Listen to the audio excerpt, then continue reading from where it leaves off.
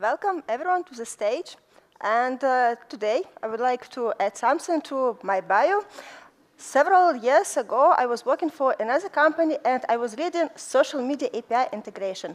And today I would like to share my own experience to which challenges we came up during testing this integration and how we try to solve these issues. And I try to cover this from both developer and QA perspective. And I would like to start with a short introduction and agenda, which topics we will cover today. First, it will be about social media API introduction in general. Then I will cover some bot detection mechanism. It's one of most challenges our team had during this integration. Then I will touch a little bit versioning, API versioning, and what issues we had with this. Then I will cover some testing strategies my team tried to implement to test actually this integration.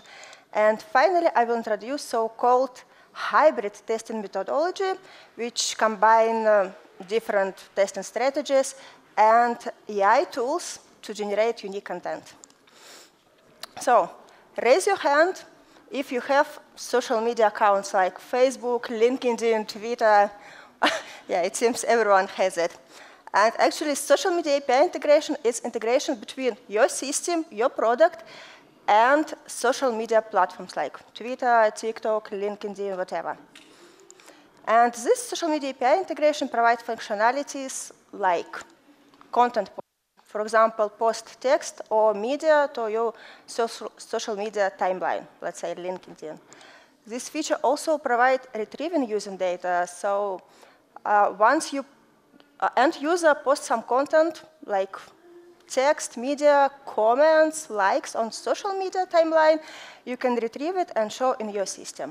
Another feature is managing accounts. So this means that it's possible to get data from your personal accounts like nicknames, age, profession, whatever, and show in your system, or vice versa. You can post this data to social media and, for example, change permissions as well. And finally, this API integration allows to analyze data. It might be counting how many clicks user had for this post, how often people goes to your page, and like this engagement.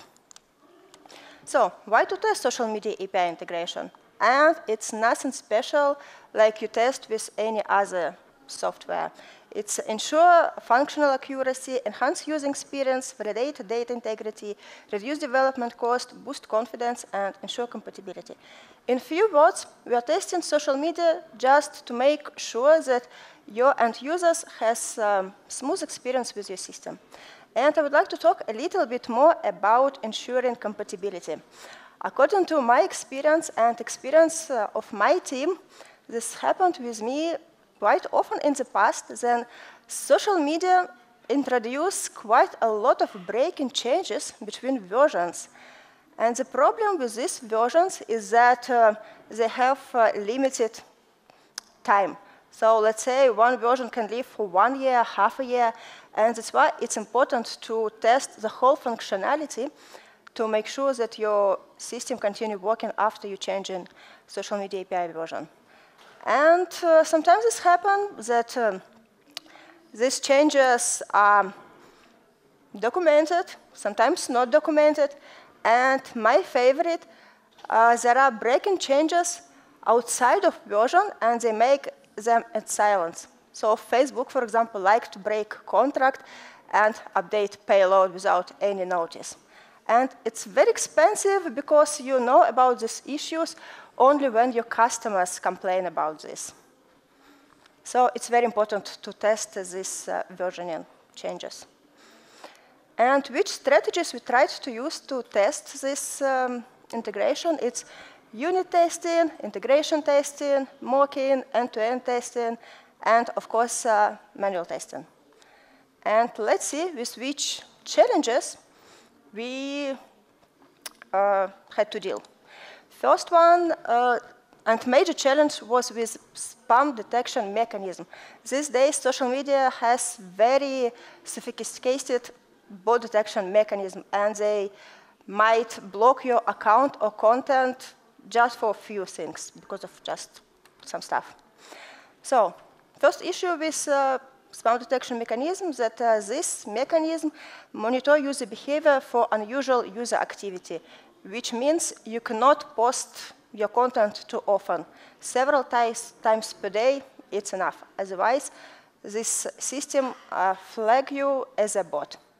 Another challenge that this spam detection mechanism detects patterns in the text and media that indicate automated posted.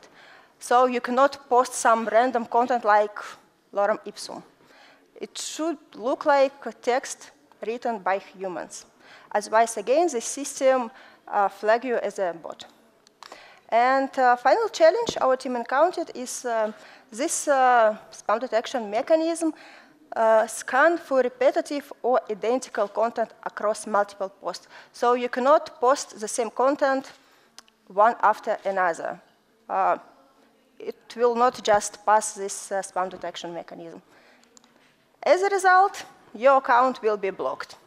And it's very expensive to unblock this account, especially if you have some paid accounts and you have money on this, and you need to pass several security checks. Sometimes it takes days or weeks to restore your account. And Instagram, for example, doesn't allow to restore accounts at all, and you need to create a new account. It was painful. So let's see which testing strategies worked in our case and which didn't. Let's start with unit testing. With unit testing, normally you test some parts of your code.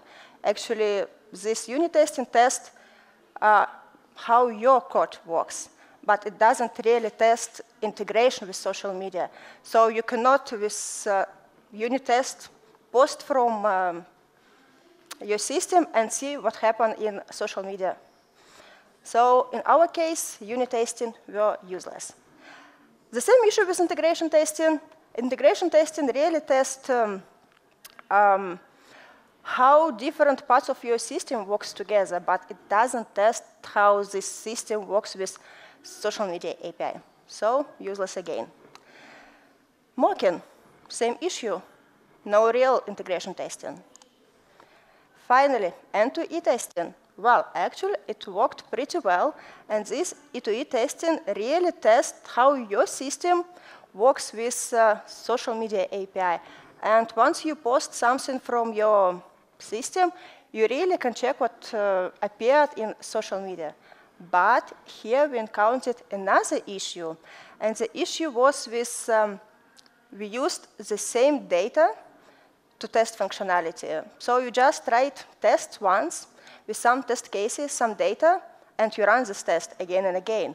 But as I talked a little bit earlier, spam detection mechanism doesn't allow to use the same data.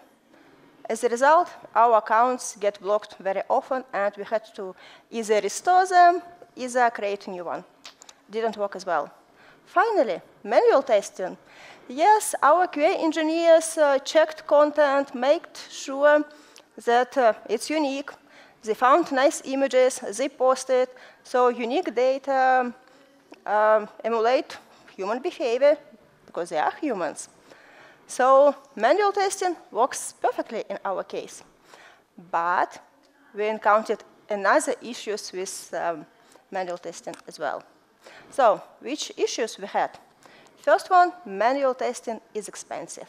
It's expensive to check your timeline all the time to see what was already posted, to find images, write text. It takes time, it takes effort, it's expensive. Another issue, it's expensive again. We are all humans, and we always make some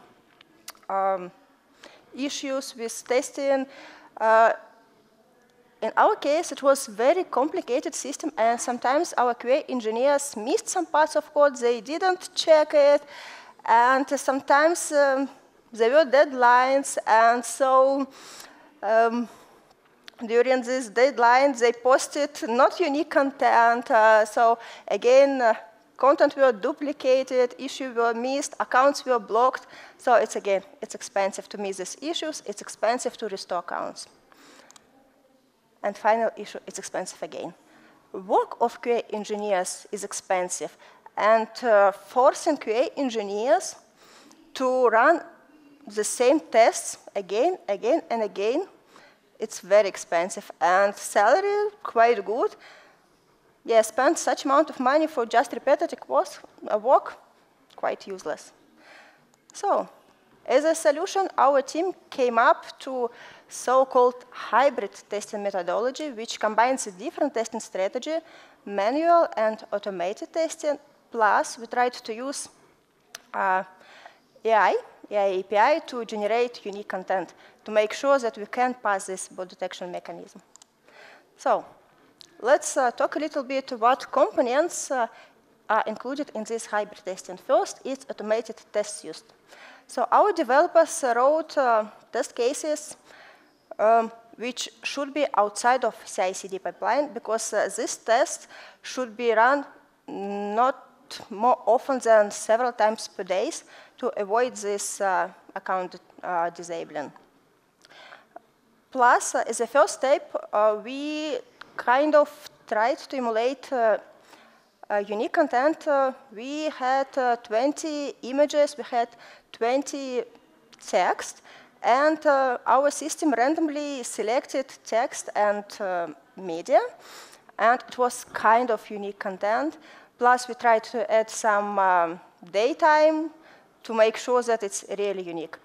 Yes, sometimes it was not unique enough. Sometimes our accounts were blocked as well, but in this case, it worked much better than with other testing strategies. Another component of hybrid testing is manual testing protocols. So our team came up to some guideline where we described how often we can run this test. In our case, it was once in 2 weeks during a regression testing phase. And our QA engineers ran this test we wrote before manually. Plus, they also checked accounts that they are healthy and not blocked. It's useless to run tests for blocked accounts. And yeah, you can write any guideline for your QA engineers as well. And final component for hybrid testing is CI tool. We checked how often our accounts get disabled and how time and effort we spend to restore these accounts. And we decided to try AI to generate unique content. We tried OpenAI API and DALL-E to generate unique images. In our case, it worked quite well.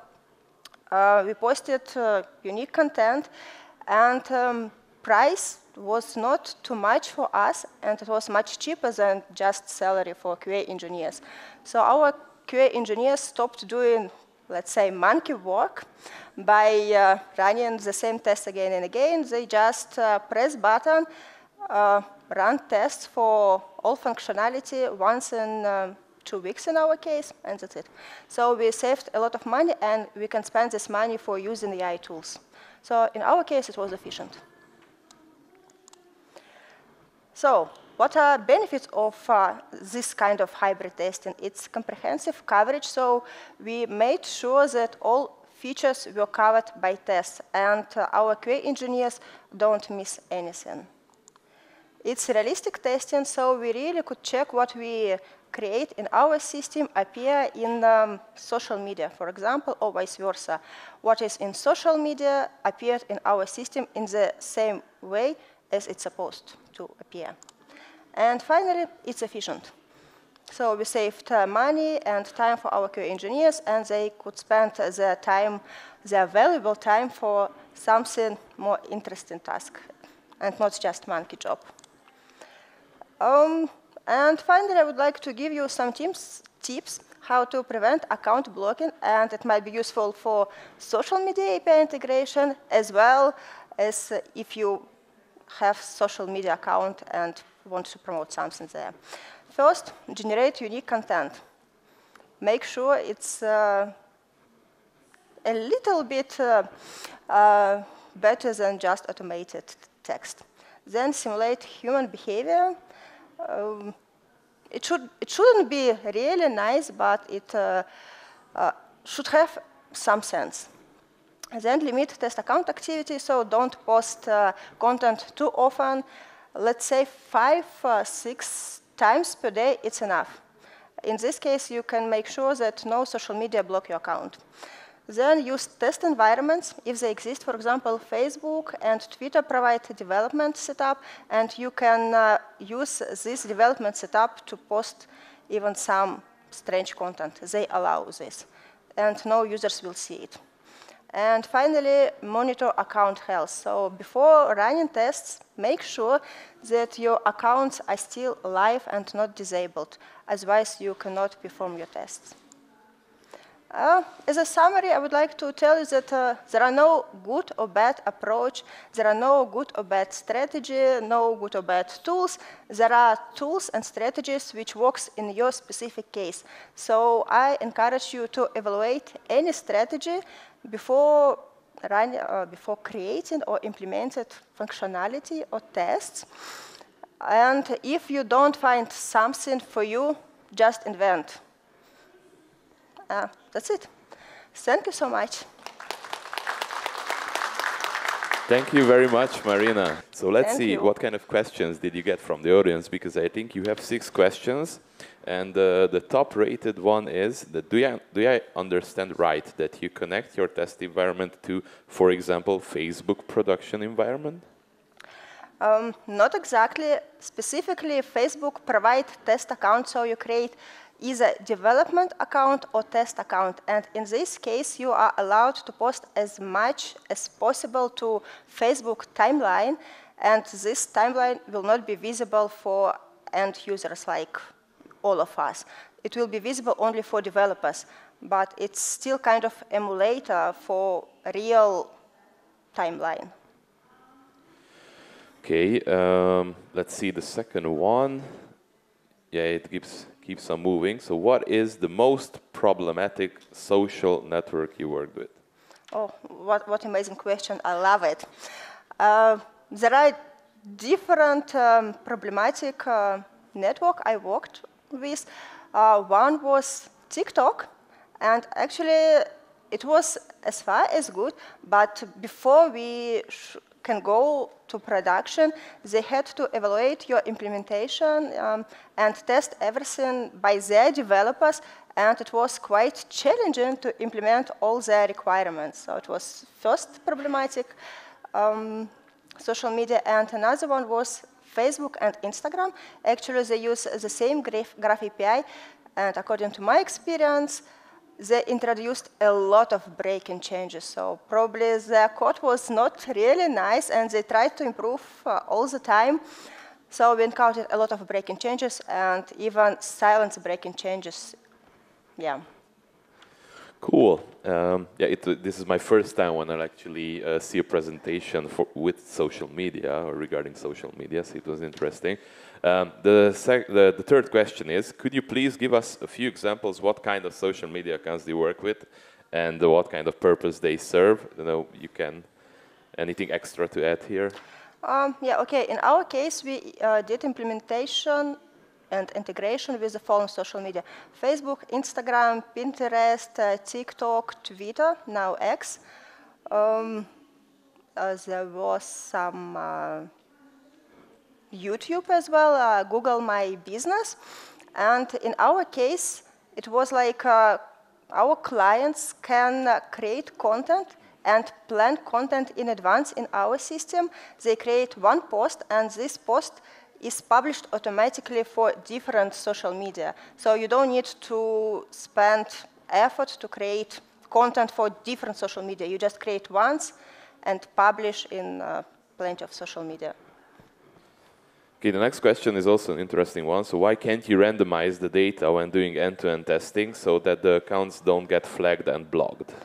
Yeah, we did it. And we tried it, and we created 20 media, 20 text. We tried to randomize it, but randomizer is not really randomizer. Sometimes it still can create not unique content. And in very, very seldom cases, we experience this, that our account gets blocked. So in most cases, yeah, it simulates random content, but not always. Okay, we have 2 more questions, and we have some time left because that was only the time for your presentation, not the questions. So how can you have early feedback if you only run your tests bi-weekly? Well, this is how we try to find balance. So in our case, we tested our system. Like we had a CI/CD pipeline, and tests are run automatically when you merge your PR to master. So our system is tested properly, but testing social media API integration, it's a different thing. And in our case, running this, well, it was kind of regression tests. So running it too often, it's too much effort for our QA engineers. So we couldn't spend this amount of time of QA for this work. And we found out that bi-weekly it was okay for us, because social media don't introduce breaking changes every week, every 2 weeks. Normally they introduce breaking changes once in several months. So it was kind of balanced. Yes, sometimes there were issues, sometimes customer complaints, but we found, for our case, we found this kind of balance. Okay, the next question regarding manual testing. So I think, yeah, in your case, is it expensive? In our case, it's expensive, yeah. Salary for our QA engineers was very good, and let's call it running monkey job. I mean, testing the same functionality again and again and again. It's expensive, and even for them, it's not fun to do the same job again and again, and they won't spend time on some funny stuff. It's, I think, monotonous, no? So you're like a robot. Yes. Okay, the last one then. What is the purpose of using that much social media accounts in your case to promote the company content? Well, actually, when I joined this company, I also was surprised how many enterprise companies want this functionality. And we had really, really big clients who wanted this integration. For them, probably it was, there was one extra functionality which doesn't social media provide. For example, in big enterprise companies, there are several levels of approvals. First person write content, another person check it and approve, and another person check and approve again. If that person doesn't like content, he or she sent it back to edit it again. So in our case, we also had this approval system, and for enterprise companies, it was important to generate content not just by one person, but several levels of approvals.